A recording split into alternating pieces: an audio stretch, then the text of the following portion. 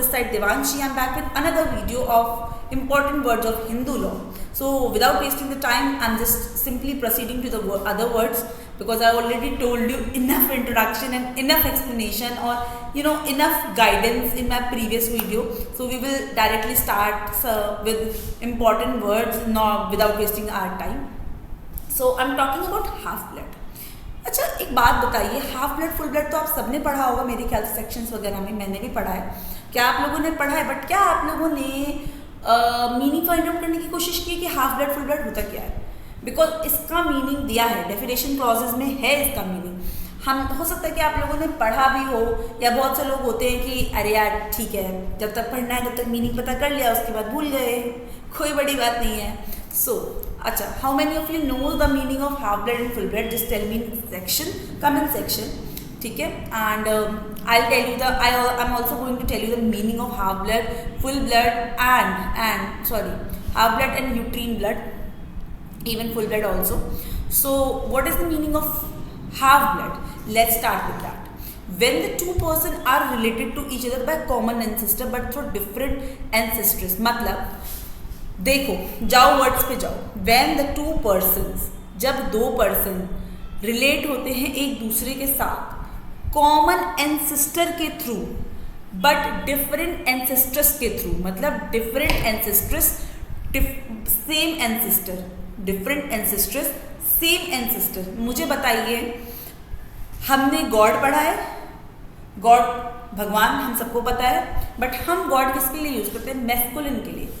Goddess किसके लिए use करते हैं? फेमिनिन के लिए। सिमिलरली एंसेस्टर यहाँ पर आया जो वर्ड है वो हमारे पापा की साइड के जितने भी पूर्वज होते हैं उनके लिए यूज हुआ है, एंड मम्मा की साइड के जितने भी पूर्वज होते हैं उनके लिए एंसेस्टर्स यूज हुए। तो हो गया ना मीनिंग? जब दो पर्सन आपस में रिलेट करेंगे कॉमन एंसेस्टर के थ्रू और डिफरेंट एंसेस्टर्स के थ्रू, मतलब पापा की साइड से सेम, मम्मा की साइड से different, step brother, step sister, ठीक है, मम्मा की मम्मा अलग हैं इसमें, पापा सेम हैं, तो उसको बोलते हैं हाफ ब्लड रिलेशनशिप। ठीक है, मम्मा सेम है, सॉरी पापा सेम है बट मम्मा क्या है? अलग है। मतलब सपोज मैं हूँ, मेरा भाई है, हमारे पापा सेम हैं और मेरी मम्मा अलग है, मतलब मेरे और मेरे भाई की मम्मा अलग हैं, तो हमारा क्या रिलेशन हुआ? Half blood relationship. Full blood क्या होता है? जब when the two person are related to each other by a common ancestor, मतलब जब दो पर्सन एक दूसरे से रिलेट करते हैं जिसमें उनके दोनों साइड के एंसेस्टर एंड एंसेस्ट्रेस सेम होते हैं, सिमिलर होते हैं, मतलब मम्मी भी सेम है, पापा भी सेम है, मैं और मेरा भाई, हमारे पेरेंट्स बिल्कुल सेम है, कोई अलग पापा नहीं है, कोई अलग मम्मा नहीं है, तो वो क्या होता है? Full blood relationship. When we proceed toward uterine blood relationship, when the two persons are related to each other by common ancestors, जिनकी ancestors मम्मा सेम होती हैं, पापा अलग होते हैं। बहुत होती है कि भाई बच्चे पापा नहीं है किसी पेरेंट उसके, और लाइक मेरी फ्रेंड है, उसके पापा नहीं है, उसकी मम्मा है, तो अगर उसकी मम्मा किसी से शादी करती है तो उसके पापा डिफरेंट वो हो गए। मेरी दीदी है, मतलब एग्जाम्पल मेरी सिस्टर है, एक कज़न सिस्टर, उनकी शादी हुई है, तो उनकी जो बेटी है, तो जो उनके हस्बैंड है उसके पापा हुए, बट उनकी क्या हुआ? फैमिली बैकग्राउंड अलग हो गया। सो क्या हुआ कि इसमें फादर डिफरेंट हो जाता है बट जो मम्मा होती हैं बच्चों की वो सेम होती हैं। ठीक है, जैसे हमने फुल ब्लड में हाफ ब्लड में पढ़ा था कि पापा सेम होते हैं, मम्मा अलग होती है। यूट्रीन ब्लड में मम्मा सेम होती है, पापा अलग होते हैं, by common ancestors but different ancestor.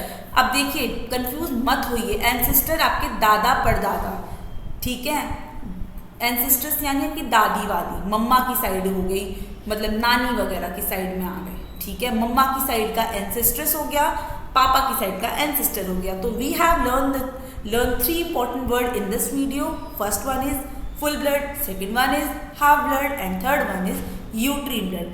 Please, I'm requesting each and everyone who will going to watch this video, try to make notes of each and every important word, not of Hindu law only, but of different subjects too, of different law subjects too, because it will definitely going to make sense while you will going to read your sections.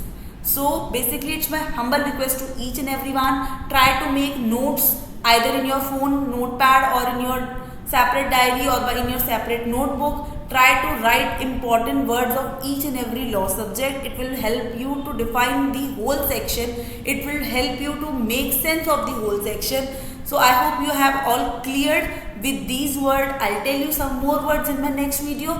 Till then, wait, watch, read, make notes, and if you have any kind of confusion, tell me in comment section. And also, if you want to include some point, tell me in comment section too. I will read your comments and try to reply as soon as possible, or try to reply as much as I can. ठीक है? Be safe. Good luck.